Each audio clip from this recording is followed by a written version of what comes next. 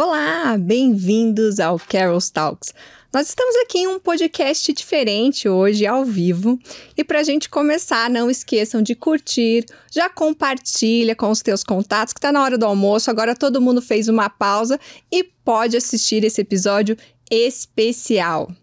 E por que esse episódio é tão especial? Porque recentemente repercutiu aí nas redes sociais um tema sobre um posicionamento de alguns advogados lá no STF.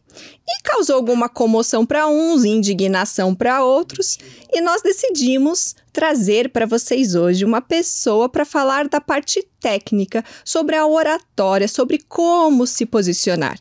E claro que todos nós utilizamos a comunicação no nosso dia a dia, no meio jurídico, no meio empresarial. Mas, diferente de sair falando por aí, é usar a técnica certa e utilizar a oratória ao seu favor. Por isso que o tema de hoje é o poder da oratória. Algumas pessoas me perguntaram como que eu entendia, como que eu via isso enquanto colega advogada.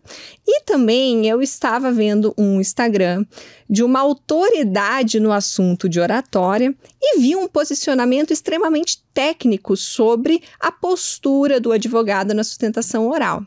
Naquele momento eu pensei, gente, isso vale muito um podcast. E fiz o convite e a doutora Giovanna Piacentini aceitou gentilmente e está aqui com a gente hoje. Bom dia, doutora. Muito obrigada por aceitar o convite e poder falar com o nosso público. Muito bom dia, eu que agradeço o convite, é um prazer estar aqui. Espero conseguir contribuir aí com vocês nessa informação, né, que é tão relevante, tão importante, principalmente nos dias de hoje em que nós utilizamos a comunicação e a oratória o tempo todo. A doutora Giovanna, só para vocês entenderem por que ela é uma autoridade no assunto, a doutora, ela é advogada, sócia fundadora do escritório Advocacia Piacentini, especialista em direito civil e imobiliário do consumidor, formada em oratória e expressão verbal com especialidade em argumentação jurídica, é também especialista em elaboração e realização de sustentações orais, que foi o caso aí que viralizou, né? Os advogados estavam fazendo sustentação oral perante o STF, e ela é campeã distrital de oratória e já exerceu o cargo de presidente do Concurso Nacional de Oratória Rotary Brasil. Professora de cursos práticos de oratória e oratória jurídica e já treinou mais de 7.000 alunos. É isso, doutora? Tem bastante aluno seu espalhado pelo Brasil? Tem bastante aluno espalhado pelo Brasil, inclusive tem muitos alunos em Portugal também. Nós temos alguns alunos fora do Brasil, principalmente em Portugal. Olha que bacana, internacional. Então, eu acredito que o nosso podcast está internacional. Já vou aproveitar para agradecer, porque eu sei que nós temos aí nossos ouvintes nos Estados Unidos, em Portugal também. O Instagram já denunciou tudo para gente. Bacana. Bom, doutora, antes de eu começar a fazer a primeira pergunta, eu quero só fazer uma pausa para agradecer os nossos patrocinadores. A Dream Up, que é uma loja de vestuário feminino, então que quem quer manter a elegância sabe que na Dream Up é o lugar certo. E também a FG Soluções Ambientais, que é uma empresa especialista em soluções ambientais e engenharia do trabalho. Então, já sabem que usando o nosso cupom Carol's Talks, vocês têm desconto especiais nessas duas empresas fantásticas. E é uma graça divina ter essa possibilidade de conversar com a doutora Giovanna. E eu vou começar a fazer algumas perguntas, doutora, tudo bem? Claro. Doutora, o que eu vejo, assim, é que muitas pessoas pensam, essa pessoa tem facilidade para se comunicar, então ela fala bem, ela tem uma boa oratória. Será que é isso mesmo? O que é tecnicamente a oratória? Ou simplesmente falar bem em público já é uma pessoa que tem uma boa oratória? Explica pra gente um pouquinho dessa técnica, como que funciona. Vamos lá. Oratória não é dom, oratória é técnica. Então, o fato de uma pessoa falar, ela fala bem. O que a gente costuma pensar quando a gente diz essa pessoa fala bem? Basicamente se essa pessoa não gagueja, ela não sai correndo, ela não trava, ela não passa mal naquele momento ali que ela está falando, as pessoas tendem a acreditar que essa pessoa fala bem, que essa pessoa tem facilidade de falar em público. Mas essa facilidade de falar em público não significa uma boa oratória. Oratória é um conjunto de técnicas por meio das quais uma pessoa fala em público e consegue atingir o objetivo principal da mensagem. Esse objetivo principal pode ser vender, pode ser convencer, pode ser trazer a pessoa, né, para um lado ali de uma argumentação, enfim, pode ser qualquer objetivo pré-definido antes da fala. Agora, existe técnica para isso.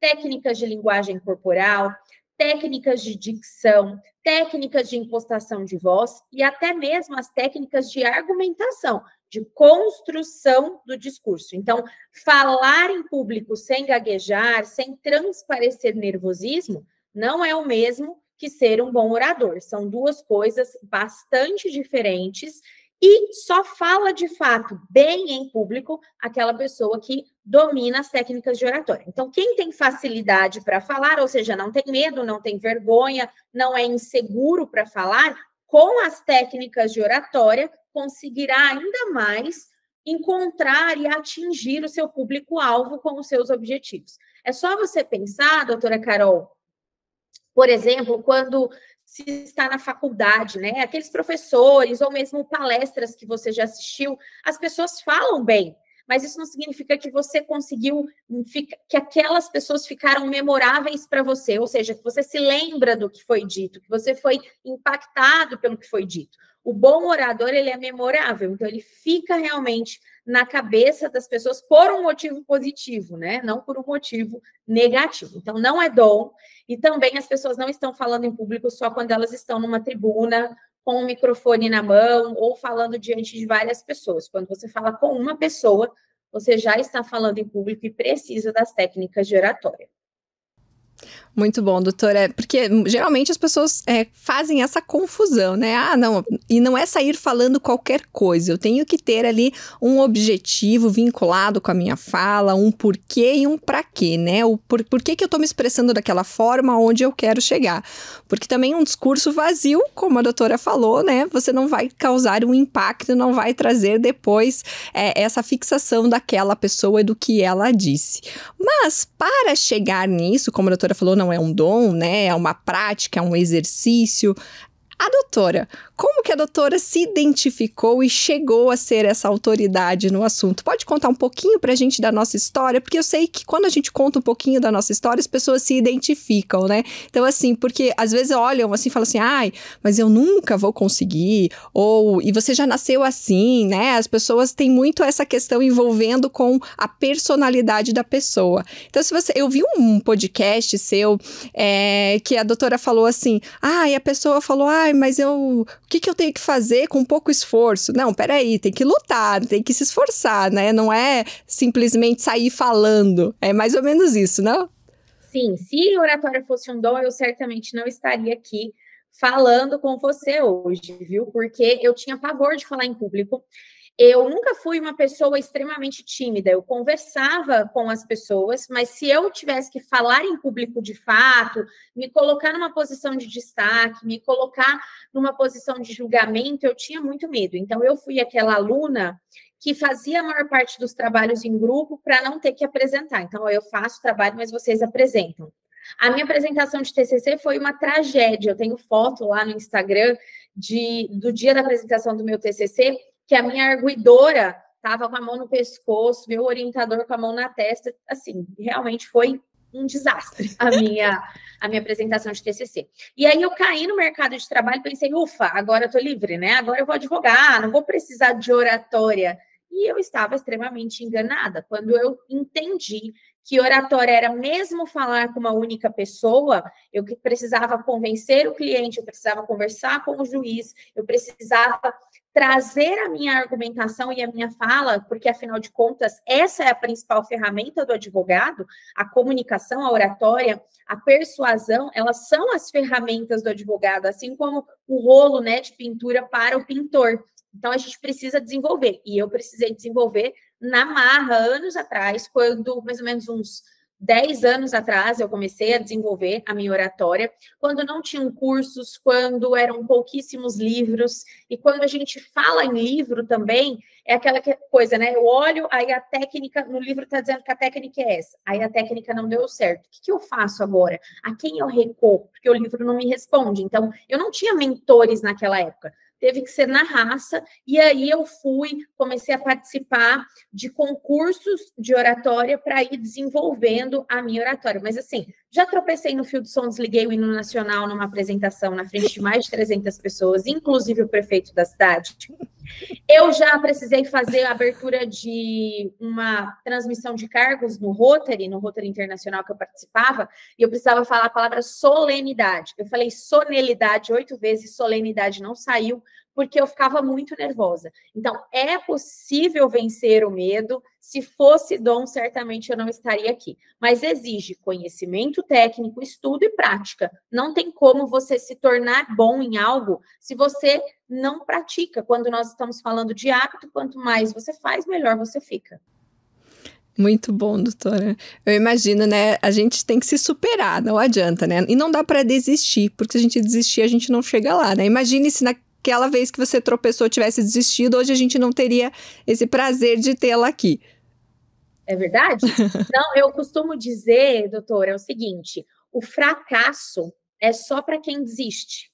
Porque se você passa por uma situação, passa por um obstáculo, como eu passei por vários, né? Literalmente, se você tropeça, mas você levanta e continua, quando você olhar para trás, aquele tropeço, ele foi só um tropeço. Mas se eu tivesse parado lá, seria um fracasso. Então, o fracasso é a desistência. Quem continua, não fracassa. É verdade. Doutora, vamos entrar aí no tema delicado da sustentação dos nossos colegas. Delicado porque eu vou dizer o seguinte: eu vi muitos comentários a respeito aí da sustentação oral, principalmente da colega que chorou durante a tribuna do STF, relacionado, né, à defesa dos réus do ato de 8 de janeiro. E no seu Instagram, a doutora fez um post, né? Até deixou nos destaques lá, depois olhem. Tá no destaque STF, no Instagram da doutora Giovanna Piacentini. E a doutora fez uma análise extremamente técnica acerca da postura e do momento em que foi feito esse desabafo. Porque ela estava ali para defender o réu, né, que ela era advogada de defesa do réu, que estava sendo acusado aí de ato atentatório contra a democracia e outros crimes. E a advogada, vamos falar especialmente da que chorou, porque você coloca aí no Google, advogada chorou, STF, aparece 1 milhão de vídeos interpretando isso. E aqui o meu intuito da nossa conversa, né, é a gente falar exatamente da técnica da oratória e do momento, do que foi dito, como foi dito. Doutora, por gentileza, se você puder compartilhar o seu entendimento sobre... Vamos lá.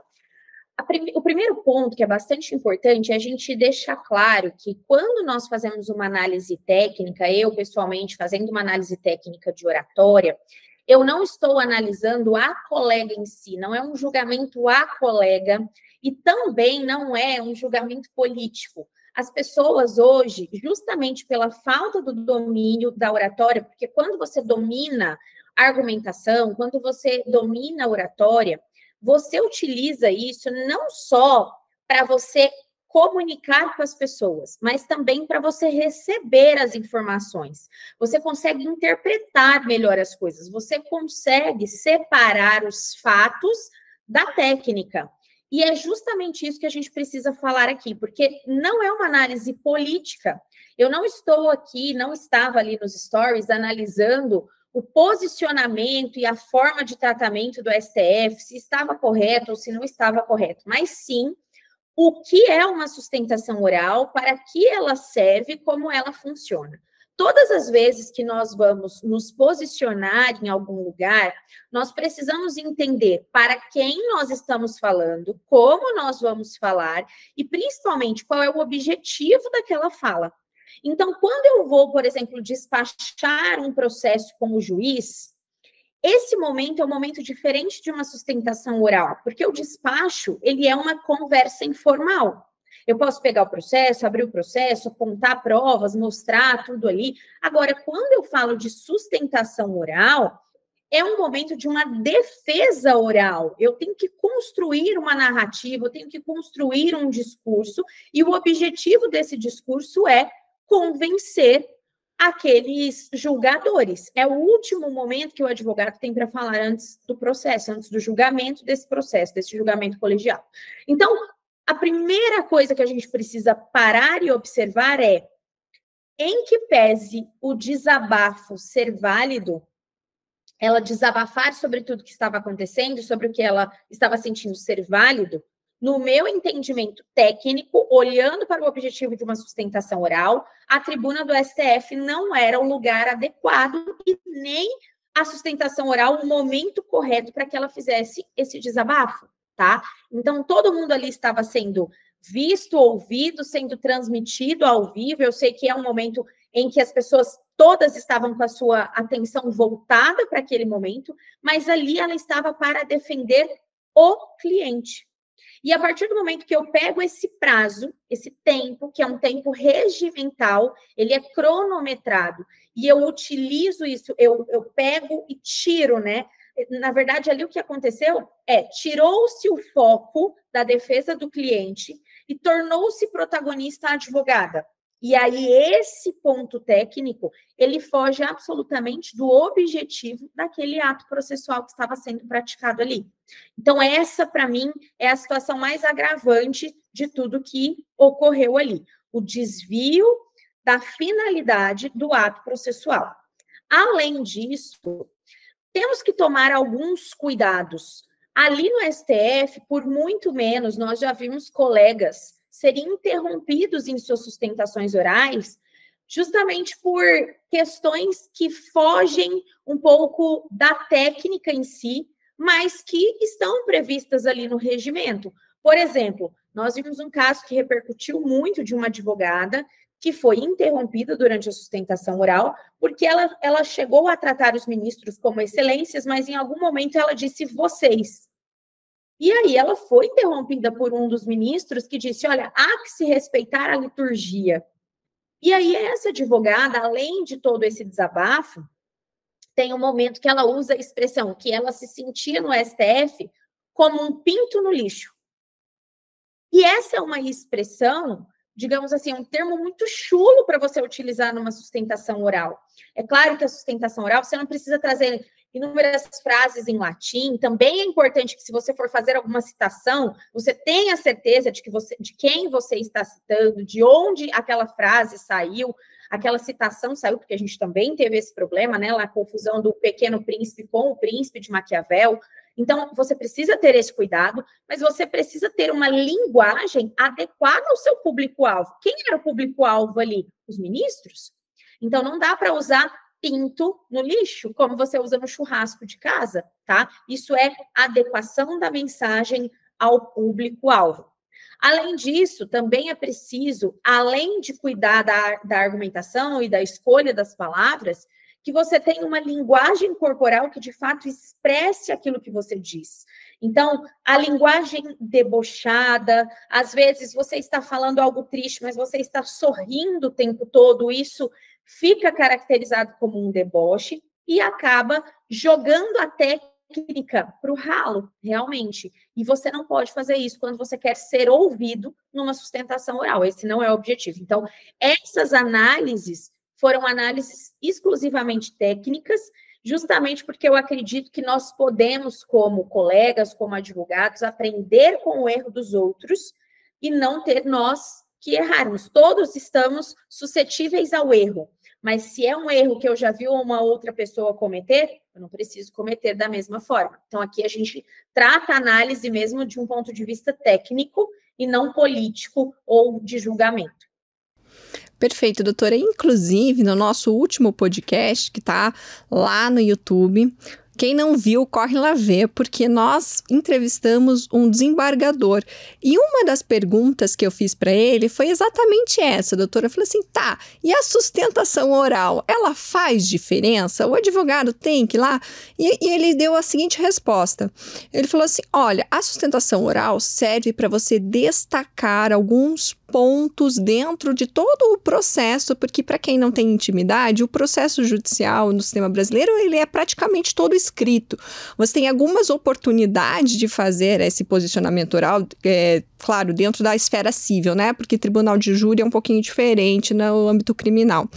Mas você tem a essência dele escrito. Em algumas oportunidades, em audiências, você pode, né, se expressar verbalmente. E na sustentação oral, como a doutora bem colocou, são aqueles 15 minutos sagrados que você vai chamar a atenção para tudo aquilo que você já discutiu, já fez prova, já argumentou no processo de forma escrita e que você vai chamar a atenção dos julgadores. Então, é o último momento que você tem, praticamente, para falar ali diretamente com eles e convencer daquilo que você está colocando no processo. Então, esse desembargador, né, olhando pelo outro lado, porque a gente, né, costuma conversar entre advogados, as partes, né, os empresários escutam, mas e aí, como que o juiz entende, como que o desembargador? E é exatamente isso, né, a postura que você coloca lá para você ser ouvido, primeiro que você tem que, né, chamar a atenção de forma positiva e ser pontual, né? Você tem que ir lá e no cerne da questão para ele dar aquele estalo, falar assim, olha só isso, eu não vi, olha, eu não analisei desse ponto de vista. Exatamente. Então, assim, às vezes os colegas ou as pessoas, né, ficam tão nervosas, tão tensas, às vezes preparam até, decoram um texto para falar e acabam esquecendo desses detalhes da essência, né, de você chamar a atenção. E isso eu achei bem interessante porque aconteceu antes e ele já tinha falado e depois quando eu vi o seu post eu falei, gente, é isso mesmo, né, você estudar, ter a técnica não só do conteúdo do teu processo, mas como apresentá-lo, né, doutora? Sim, exatamente. O que é a sustentação oral? É o momento de você chamar a atenção dos ministros, dos desembargadores, para algum ponto que possa ter passado despercebido.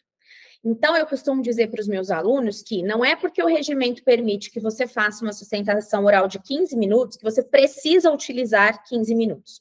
Na maioria das vezes, na maioria dos recursos, 3 a 5 minutos é mais do que suficiente, porque a sustentação oral ela não é a leitura do recurso.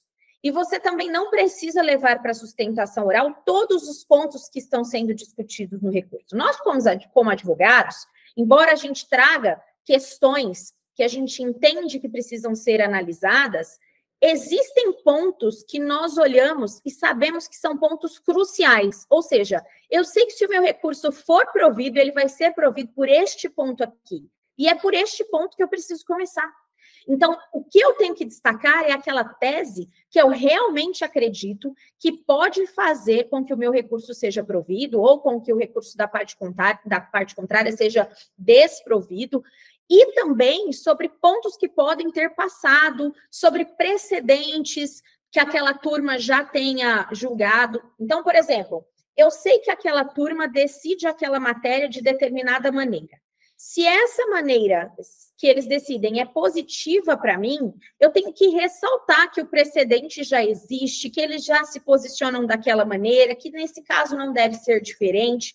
Agora, se eu olho para aquela turma julgadora e eles já têm um posicionamento contrário à minha tese, eu tenho que usar a sustentação oral para mostrar para eles por que, no meu caso, eles devem decidir diferente. Qual é a peculiaridade que existe no meu caso, que diferencia esse caso dos demais e que pode fazer com que eles mudem o posicionamento deles ou decidam diferente no meu caso.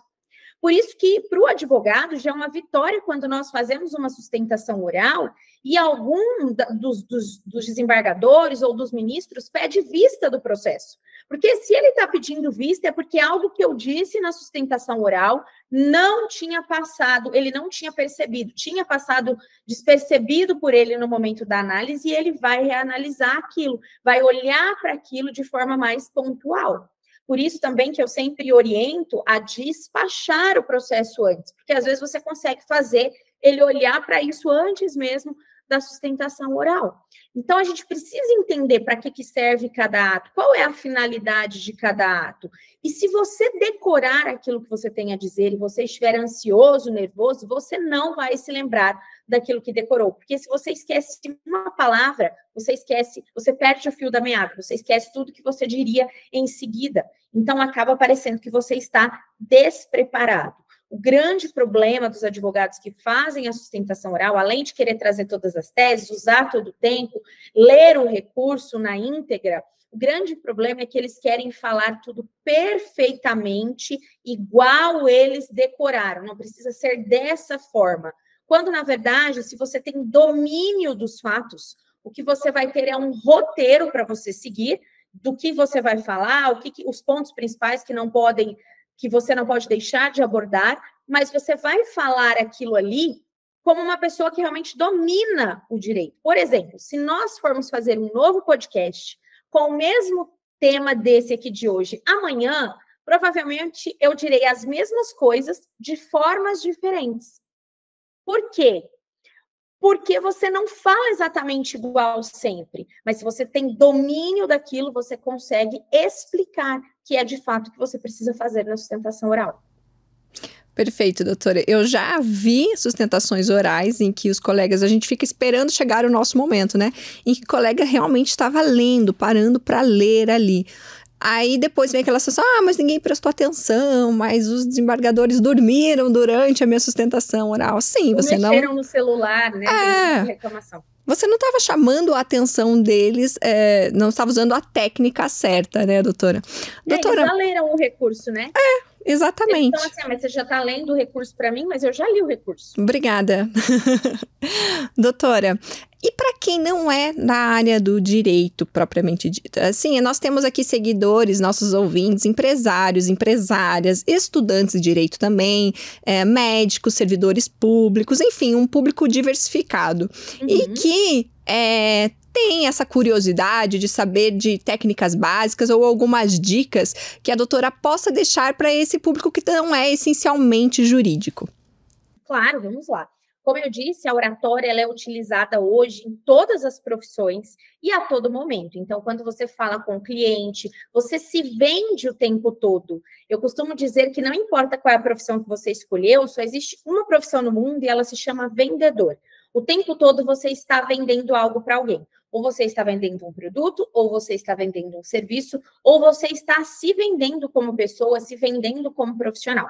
E para isso, você precisa se comunicar de forma adequada, você precisa ter um diferencial.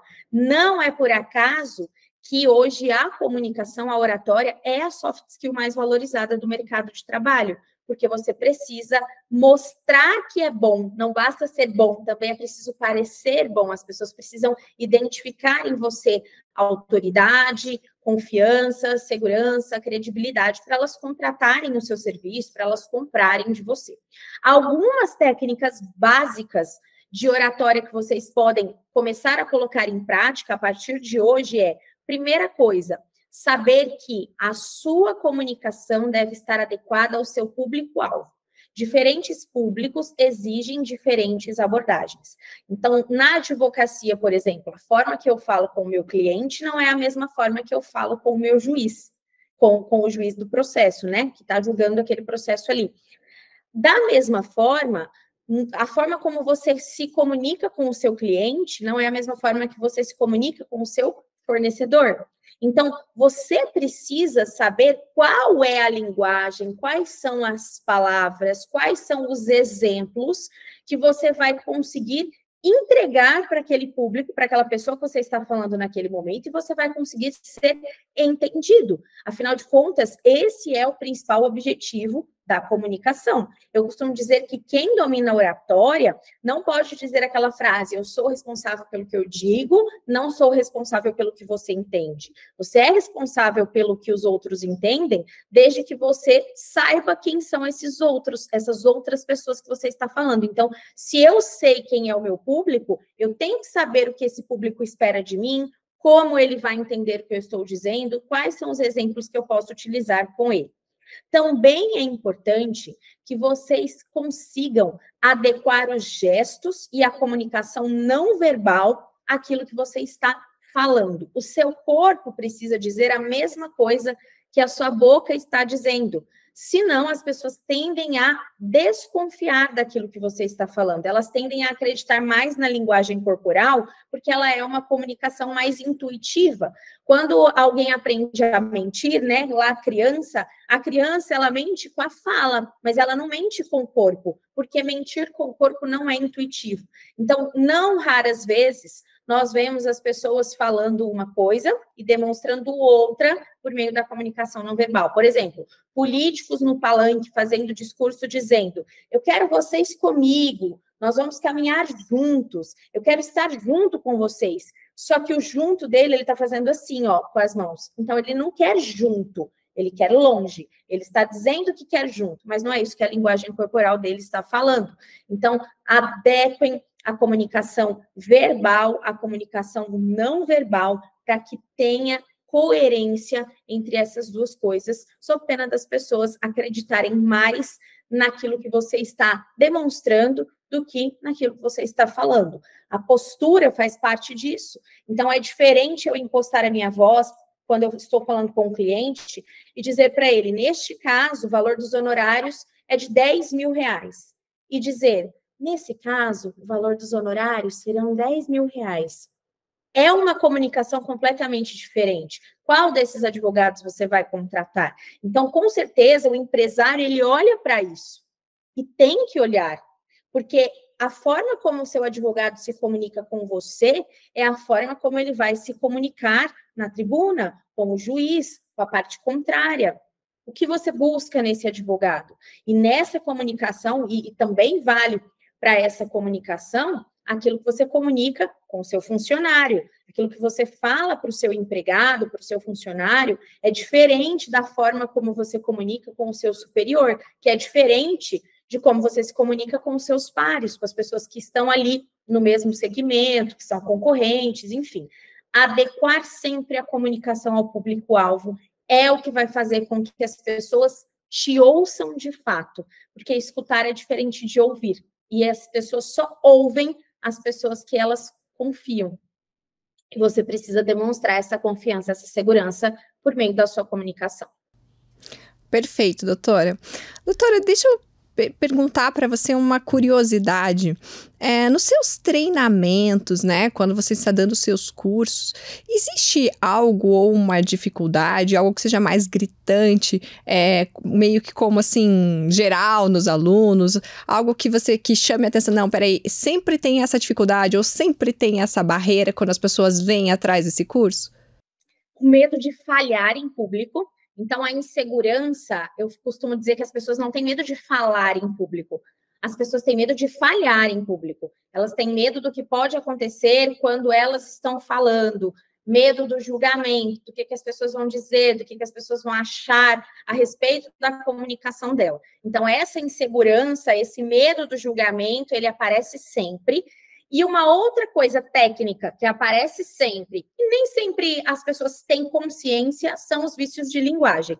O né, o é, o an, entre uma palavra e outra, que eu costumo chamar de vícios de continuidade. Esses vícios de linguagem são vícios de continuação, ou seja, eu tenho algo a dizer em seguida, mas esse algo ainda não chegou na minha cabeça. Então, entre essa frase que eu termino e a próxima chegar, eu emendo esse esse é um vício de linguagem muito comum e que, na maioria das vezes, incomoda. O que é o vício? É aquilo que você faz repetidas vezes. Então, qualquer palavra pode ser um vício de linguagem, se ela ficar sendo repetida. E é chamado de vício porque, além de causar essa repetição, tira o foco das pessoas da mensagem. Então, o grande problema do vício de linguagem é que, ou do vício que não é de linguagem, mas muitas vezes é um vício corporal, como, por exemplo, ficar passando o cabelo para trás, ficar coçando o nariz.